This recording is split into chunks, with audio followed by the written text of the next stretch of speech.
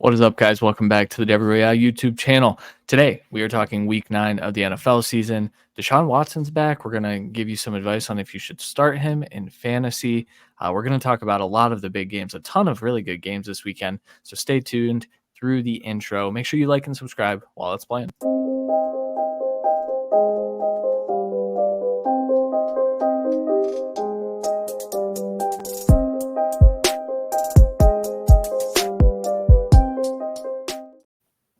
Week 9 is here, and we have a lot to talk about. So the first thing, Deshaun Watson. Deshaun Watson is back. It sounds like the injury is still kind of bothering him, but he's good enough to go. It's the Cardinals. Randy, are you starting Deshaun Watson in fantasy football this weekend? No. There's a caveat there. I mean, we've talked about it here before. A lot of fantasy teams, my quarterbacks are out for the season with Kirk Cousins and Anthony Richardson. So if you have to pick him up in that scenario, yeah, I think he's fine being played. I think he's a middle-of-the-road QB2 this week. I'm not expecting explosive plays, which is sad to see because this Cardinals defense is very susceptible to him.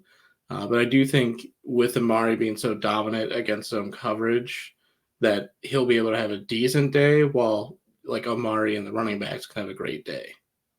Yeah, I think that's fair. I think I look at the current state of quarterbacks and say, man, like, I don't know, like, I feel like I have to start him.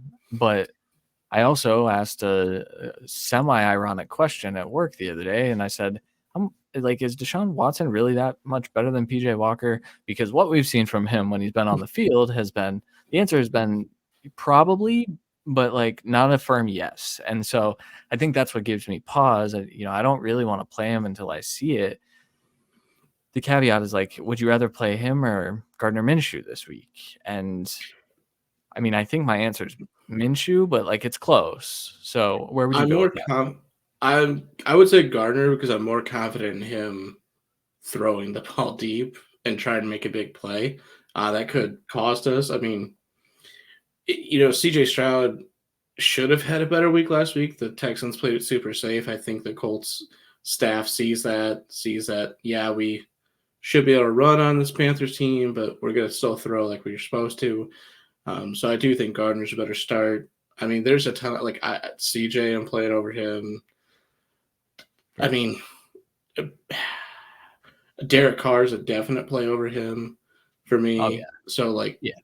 the tier he's in is like Mac Jones, Daniel Jones, Bryce Young. Am I pick Baker? I'd probably play Daniel Jones and Baker over Deshaun this week. Probably. I think I would too. Definitely Baker. Geno Smith, I definitely would play over him. He's ranked one spot ahead of him over consensus right now. Baltimore, you cannot run against them really. So I just don't see how the Seahawks don't try and throw the ball with their weapons. So yeah, Deshaun's, like I said, he's middle of the road at best. He's going to need 3 touchdowns to really even get close to the QB1 week this week. Yeah, I think that's fair. I think some teams will be forced to, and I think you're fine if you have to start Deshaun. It's probably better than some of those other options, but if you have other options, I wouldn't start him. Yeah, as long as he doesn't take one hit and then leave the game again. True, that might happen. He does tend to do that. All right, this episode is brought to you by Crossfly. Crossfly is the best underwear for men with clever and speedy access, a discreet dual layer, and luxuriously soft and sustainable modal fabric. Crossfly offers the most comfortable option for men. Crossfly offers multiple fits, and you can get socks to match your underwear.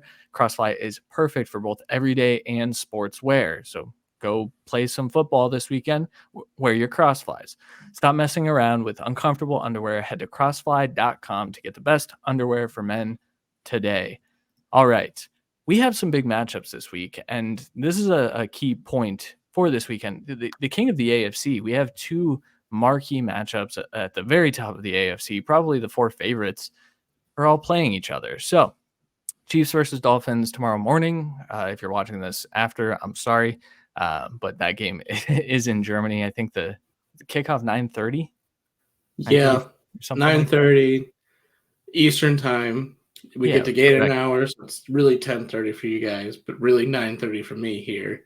So That's fair. Yeah, Listen, and I'm then we very also happy have about that. yeah, I'm excited to gain an hour for sure. And then we also have Bills at Bengals. So I guess my question, we talked last week about the Chiefs being the team to beat in the AFC, and then they kind of had a dud game against the Broncos with Mahomes being kind of under the weather and things like that.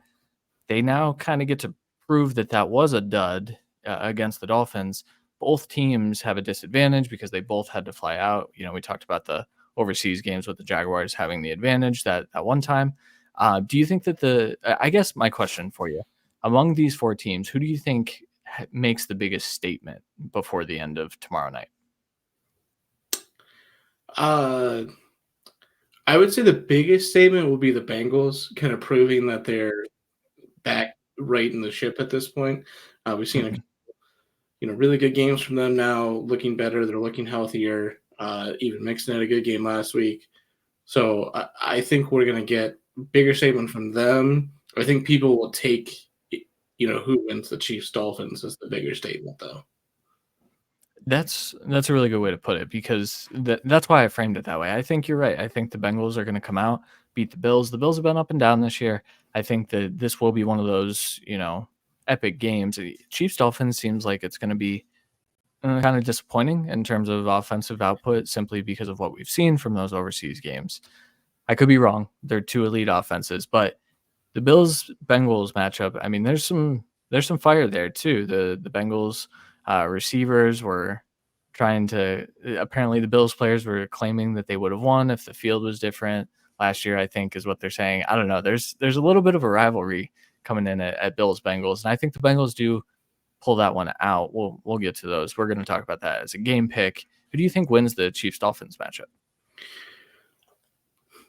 I'm going to go the Dolphins just because if I'm right now having to pick one of these teams to score like 21, 28 points, it's going to be the Dolphins.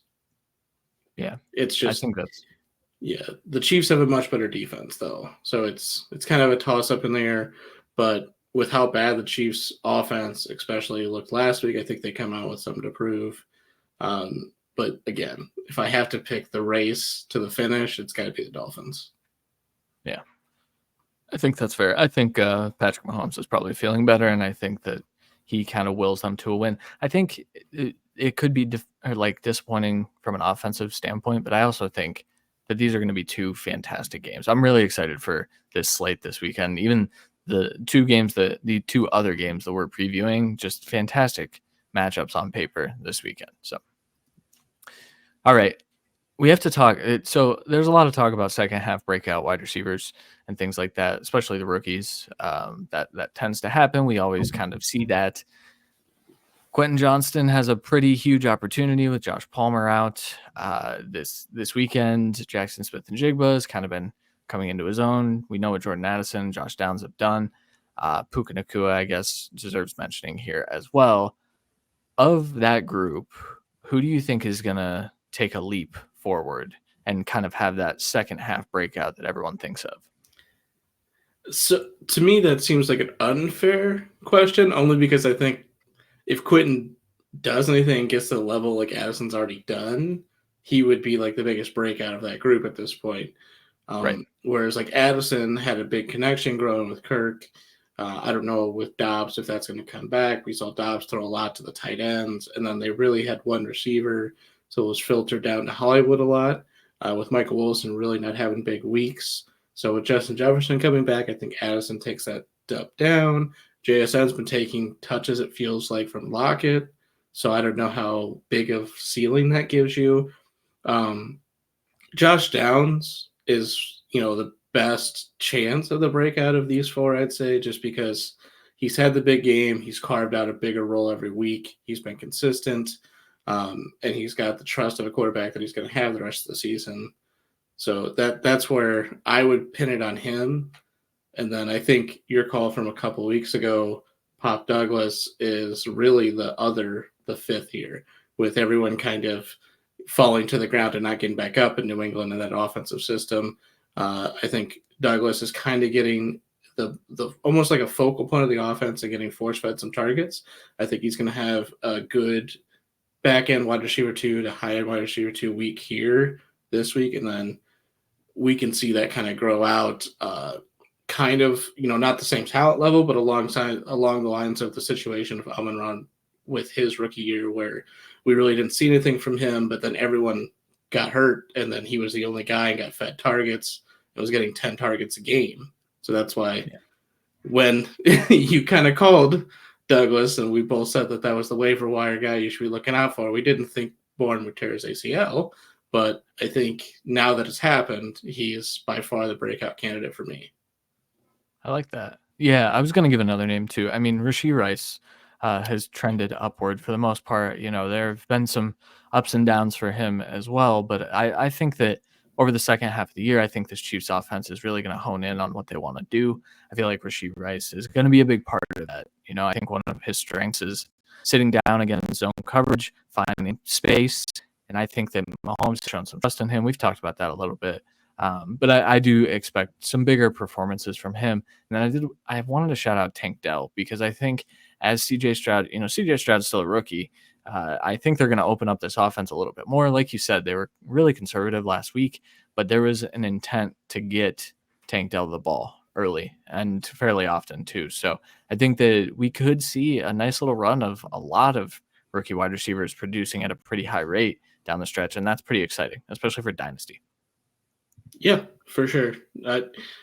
Everyone pictured and everyone talked about, I think, will either prove why they should be a flex every single week at worst for you, or have already. Yeah, for sure. All right, let's get into our game previews. We're going to start with Bills at Bengals. The over-under is 56.5, and the Bengals are 2.5 point home favorites.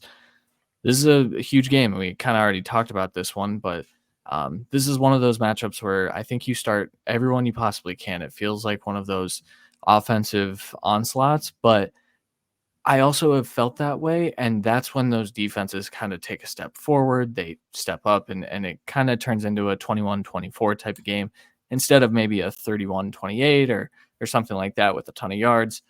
How do you see this game playing out, Randy? I mean, I see this one kind of being the same as, like, last week we talked about. I think the Bengals came on win that. I think they're able to move the ball in offense, but CMC could kind of come back at him with the 49ers. This week, the Bills' offense was great, force feeding, obviously, to Diggs. Davis has had big weeks. Cook is very explosive, even if he's not getting all the touches. And that's pretty much the offense. But then Allen has made some very, very bad decisions this year. We've seen that a good amount, but it seems even higher this week. And on the other end, this Bengals offense is starting to hum. They got healthy at the receiver position. I think they're able to put on points early, and that's when I think Joe Mixon can have an even better day when they're trying to milk some of the clock. But, Allen, especially in a game where he's going to have to throw the ball more like this, I do think he's going to have a great game. I think it's going to come down to turnovers here, and that's why I'm going to pick the Bengals. Plus, I will say over, but I think they're going to win by more than 2.5. Yeah, so I want to say over, but that's a really high line, and these are two explosive offenses. It's just that's the highest total, I think, on the week. I think even higher than the Chiefs-Dolphins game. I would assume it would be because of the Germany aspect of it and the morning game. Yeah. But yeah, I mean, in that case, I think I'm probably going to roll with the under.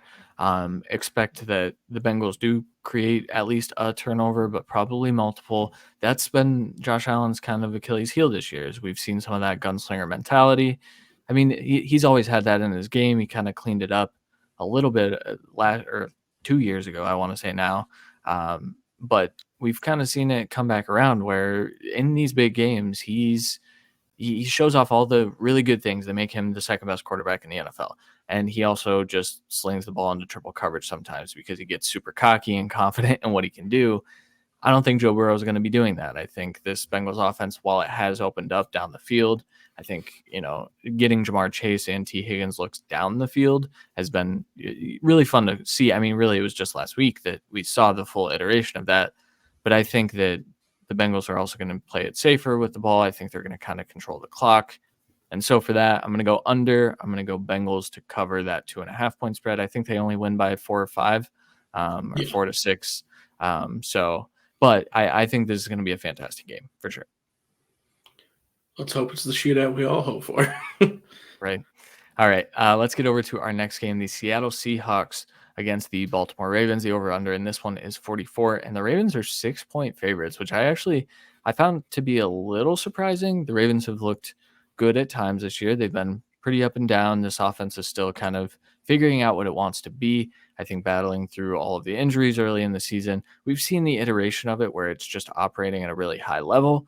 I think Rashad Bateman probably gets more involved in this game, but the Seahawks have held their own as well. I think the Seahawks are a really good football team. How do you see this one playing out, Randy? This is, again, I think this could be a very big shootout as well, possibly eclipsing the point total of the other game. This is a game where both rush defenses are really good. So even though both these teams want to run the ball, I do think they're going to have to throw it more.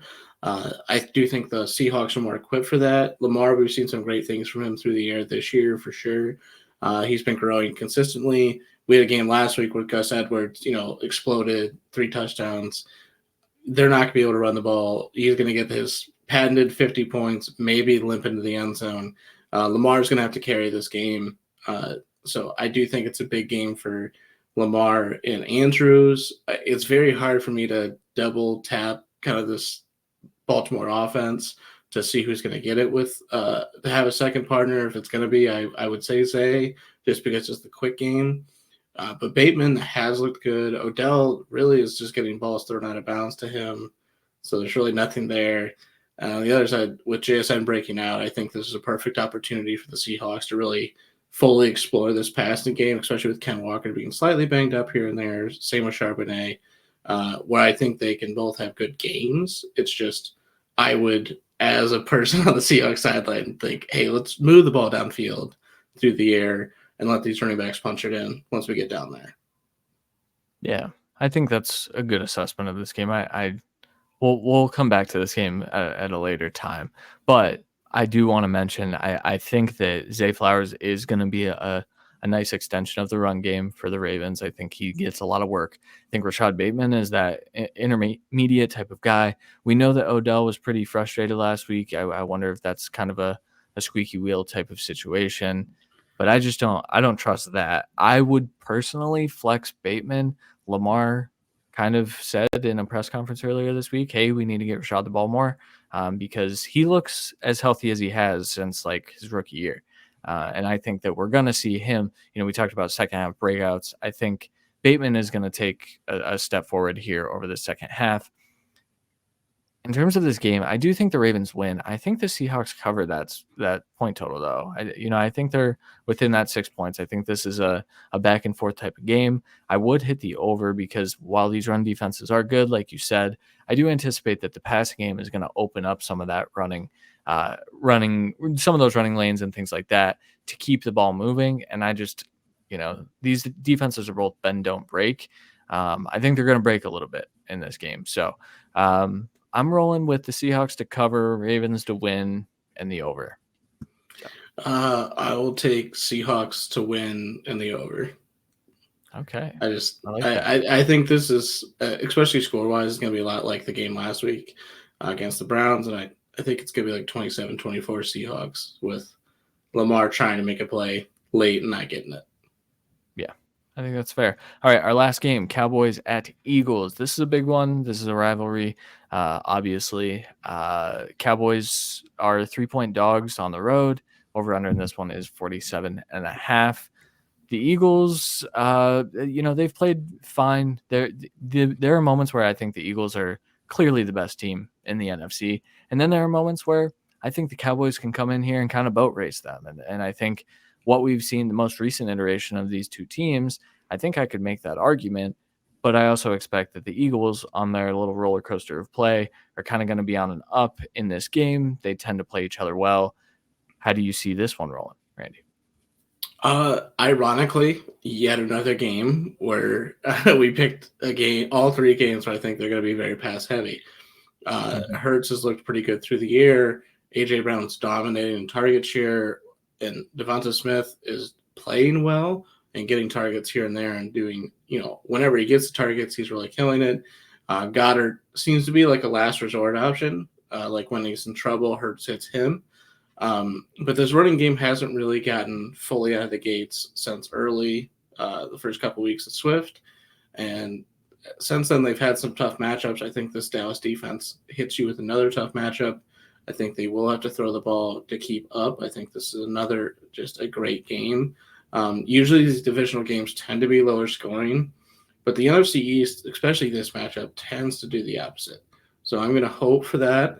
And on the other side, CD has been such a focal point the last couple of weeks. It's going to be insane. Tony Pollard, he's just going to have another unlucky matchup here trying to rush against this defense.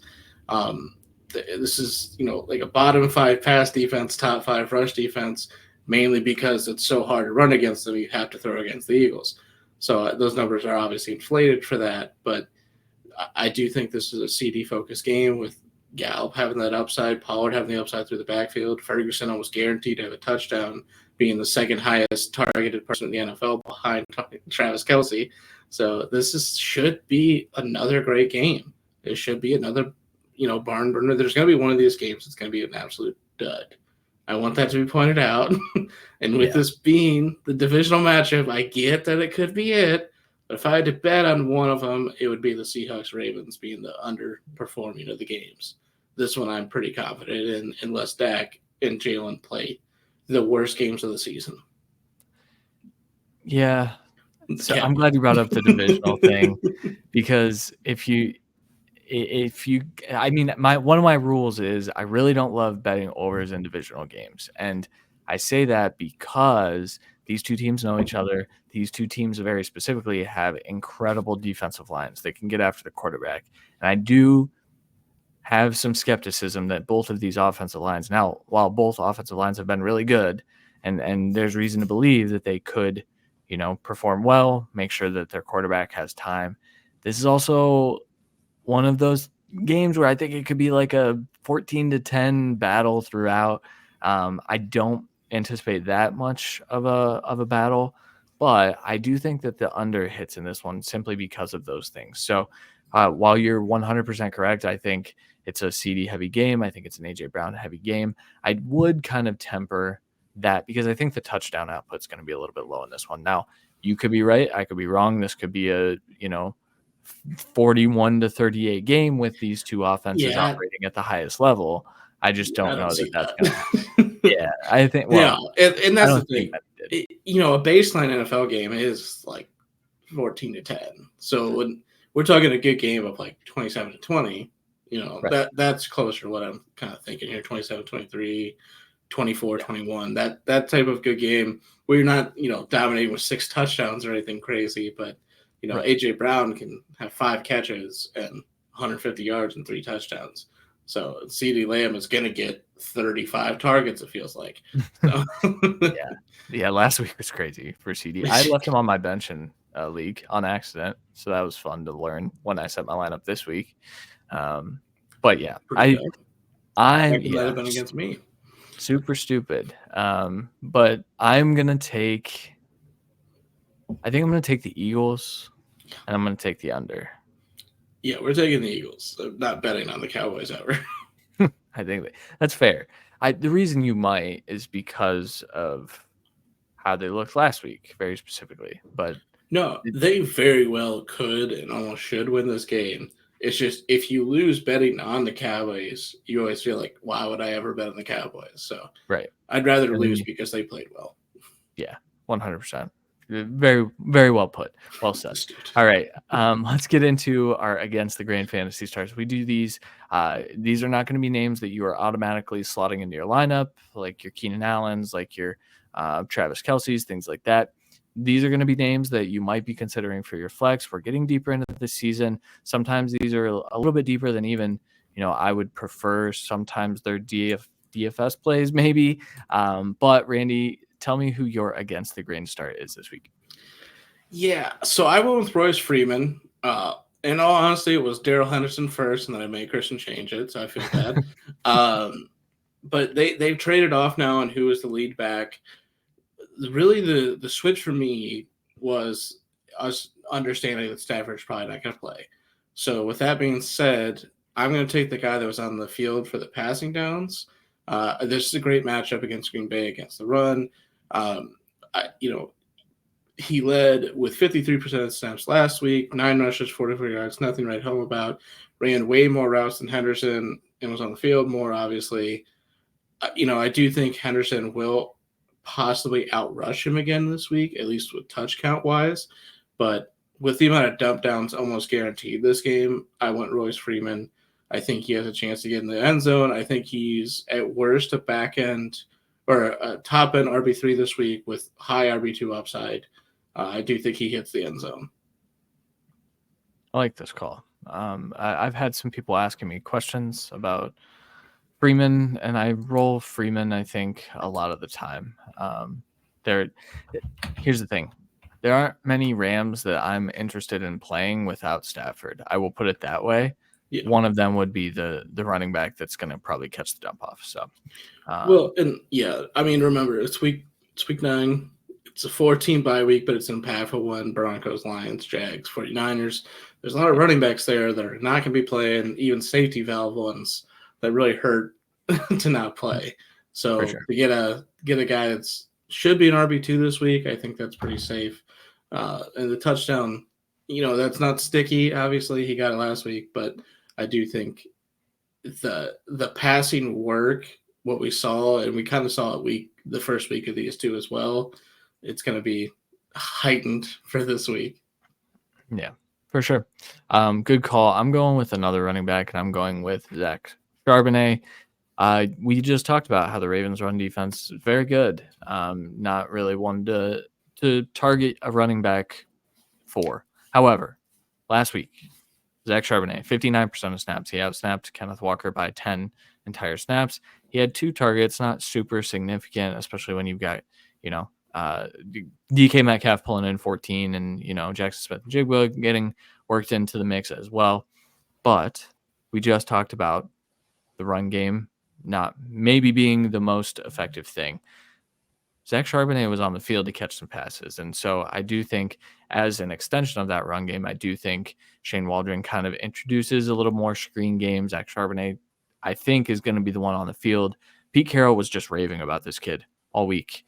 He actually, unprompted, raved about him a second straight day because of how well he played. I think he had finally gotten to the tape. But I think Zach Charbonnet is in for a huge, kind of a takeover of this backfield. I still think Ken Walker can be a playable asset, but I think we're going to see a shift in who the RB1 is based on what happened last week. Charbonnet looked fantastic. And like I said, I do think that a lot of this passing work is going to open up some of those running lanes. I think Charbonnet is as good a bet as any to kind of break away, get a 20, 30-yard run. I think he does find the end zone in this game, and so I think I'd play him with confidence as like a high-end RB2, and you probably only have to slot him into your flex spot. So I'm rolling with it. Yeah, I'll push back at the takeover aspect, but there's no way to push back on Zach Charbonnet is leaps and bounds the best pass catching back on this team. Again, not a lot of targets last week, but we talked about this is a team that's going to run the ball still, but it's not going to be working this week. They're going to get 2 yards to carry. They're going to be dumping down. They're going to do more screen work, like you said. And that's where Charbonnet is going to stay on the field more. When you're on the field more, you have a higher touchdown upside. So I'm full on it. I feel like I would probably – I don't know which of our two had played before each other. Is that so terrible? Like, I'm sitting there like, would I actually play Charbonnet over Freeman? I don't think so, but it's close. I think that speaks to the tier that they're starting in. Quarterback. I'll go Charbonnet. Starting quarterback. I'll give you the nod. Yeah, I think that speaks to the tier they're in. And that's why we're trying to give this advice, right? Against the grain. A lot of teams don't have to start these two players, and if you have your studs, make sure you start your studs over these guys. Yeah, surprise, play Kamara. Right. We could do that, but it's boring. Right. like Brees Hall.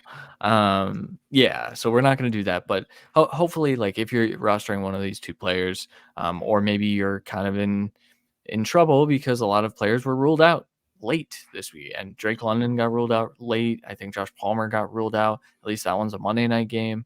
But I set my lineups on Thursday, and I don't like checking them until Sunday morning. Be sure to check your lineups before Sunday morning because the game could be on before you even get up. So, but yeah, Randy, anything else to add before we get out of here? Great college football games today. Mm-hmm. Happy to have them. So we're gonna go watch the end of Washington USC and have some fun. Yeah, and Alabama LSU. Like this evening slate. Yeah. I mean, I prefer watching Caleb Williams, although he had a really bad fumble.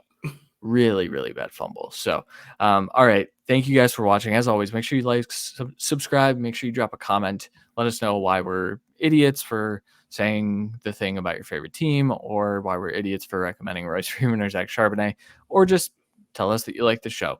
The comments definitely help with the old algorithm. Thank you guys for watching. We'll catch you guys next week. Thanks.